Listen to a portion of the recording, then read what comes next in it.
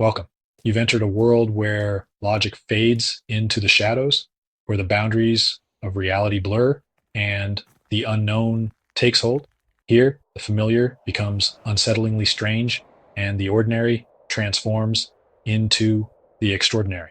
Realm of unexplained disappearances that have baffled investigators, families, and seasoned search and rescue teams for decades.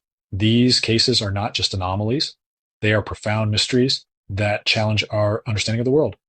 These aren't just stories. They are chilling reminders of the mysteries hidden within our national parks and wilderness areas. Each case is a puzzle piece in a larger, more enigmatic picture. These are cases where seasoned hikers vanish without a trace, leaving behind only questions and heartache, where children disappear in broad daylight, slipping away as if into thin air, leaving families in despair, and where the recovered tell stories that defy explanation, recounting experiences that seem to come from another world. Join us, each one a chilling echo in the vast wilderness, each one a story that demands to be told. Each case is a chilling echo in the vast wilderness, a testament to the power and mystery of nature, and each one a stark question mark etched against the silence of the wild, a reminder of how little we truly understand about the world around us. The case of Stacy and Arras. Stacy said, "I'll be right back. I'm just going to get a better photo." July 1981, Yosemite National Park, a place known for its breathtaking beauty and serene landscapes. 14-year-old Stacy Ann Arras joins a guided mule trip, excited to explore the wonders of nature. The group stops near Lake Merced, a picturesque spot perfect for a brief rest. Stacy, eager to capture the beauty, ventures further with her camera, hoping to get the perfect shot. She tells her companions she'll be back shortly, her last words echoing through the trees as she walks away. Minutes turn to hours, and Stacy doesn't return. The serene forest starts to feel ominous as the sun sets.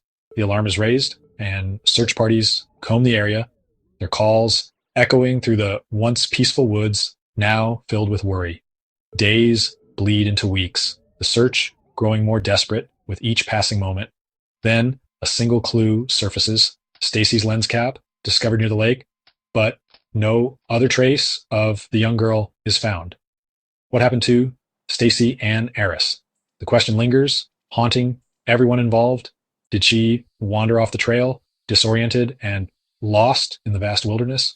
Or was there something more sinister at play in the shadows of the park? Something that remains hidden?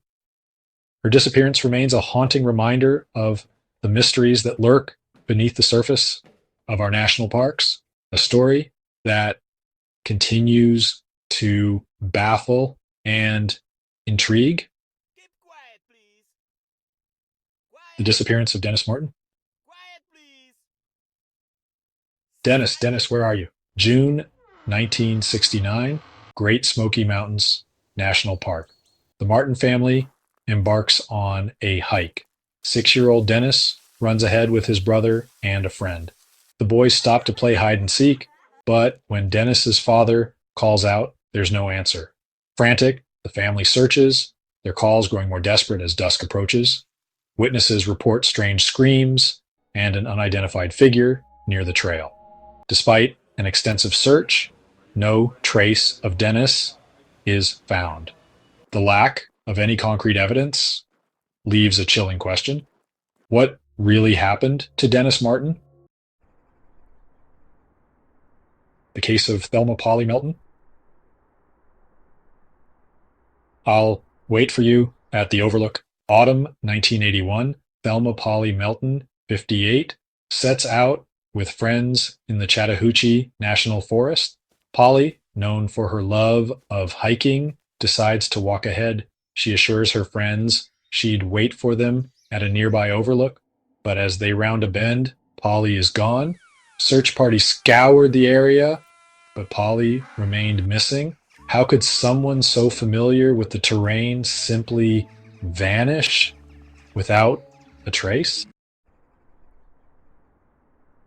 The disappearance of George Penca.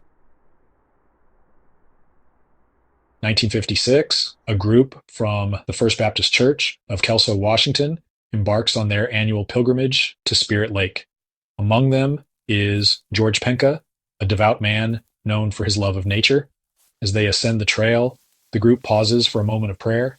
George steps away, seeking solitude amidst the mountains. He assures them he'd catch up shortly, but George never rejoined the group. They search, their calls for George echoing through the trees, but their voices are met with only silence. The search for George Penca intensifies, but the rugged terrain swallows any trace of him. Theories abound, but none fully explain his disappearance. The Vanishing of Timothy Barnes. 1998, Timothy Barnes disappears near Tenaya Creek in Yosemite National Park. Timothy, a 25-year-old experienced hiker, vanishes without a trace. His last known location is a chillingly familiar point on a map with many missing persons cases. The clustering phenomenon raises more questions than answers. Are these areas predisposed to accidents and disorientation, or is there something more at play? The mystery deepens as we explore the unsettling pattern of geographic clustering. The Enigma of Ronald Kirk.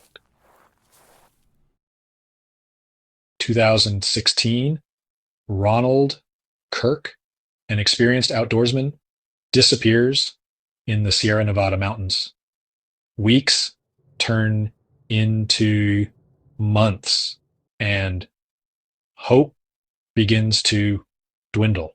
Then, in a twist, Ronald's body is discovered in an area thoroughly searched multiple times. The terrain was unforgiving, making it seemingly impossible for his remains to have gone unnoticed. How could a seasoned outdoorsman disappear without a trace, only to be found in an area already meticulously combed? The discovery of Ronald's body deepens the mystery. It serves as a chilling reminder that some secrets refuse to remain buried. The Unsettling Story of Katherine van Alst. In the annals of Missing 411, there are rare instances where the missing return. The case of Katherine van Alst, a young girl who wandered away from her family's campsite in Montana, is one such case. She said, "It was a sunny afternoon when I strayed from my family's campsite. As the sun began its descent, her family's concern turned to panic. Days turned into agonizing nights as search parties combed the area. Then, on the sixth day," she said, "I was found remarkably unharmed, miles from where I had last been seen." Catherine's account was both baffling and eerily calm, offering no explanation for the distance she had covered. In 2012, Carl Landers, an avid hiker with years of experience, sets out with his close friends in the vast and beautiful Bridger Teton National Forest. The forest, known for its dense trees and winding trails, is a favorite among hikers.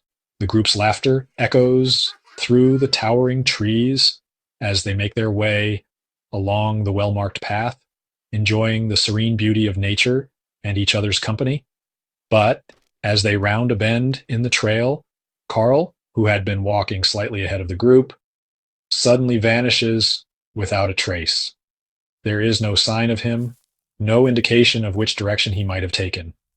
The dense forest seems to swallow him whole, leaving his friends in shock and confusion. The group searches frantically, their calls for Carl echoing unanswered through the trees. Panic sets in as they realize the gravity of the situation. Search and rescue teams are quickly deployed, scouring the forest with dogs and equipment, but Carl remains elusive, as if he vanished into thin air. Days turn into weeks, then months, and still there is no trace of Carl Landers. The changing seasons only add to the mystery as the forest transforms, yet offers no new clues. The mystery of his disappearance deepens with each passing season, leaving his friends and family in a state of perpetual uncertainty and sorrow. The lack of any clues only fuels speculation and despair.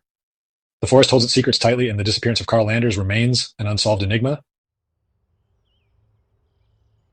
Keith Reinhard, an investigator with a keen interest in the unexplained, is captivated by a local case in Idaho.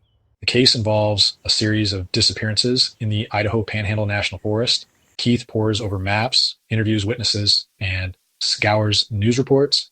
Driven by curiosity and a desire to bring closure, Keith ventures into the wilderness himself. He meticulously plans his route and sets off into the dense forest. Days turn into weeks, and Keith's updates cease. Concern turns to alarm when he fails to return. Search parties are dispatched, but the vastness of the wilderness hampers their efforts. 1995, Ruthanne Rupert disappears while hiking in Yosemite National Park. Years later, her backpack is discovered lodged in a drainage area far from her last known location. The discovery, both chilling and bittersweet, deepens the mystery surrounding her fate. The location of the backpack raises more questions than it answers.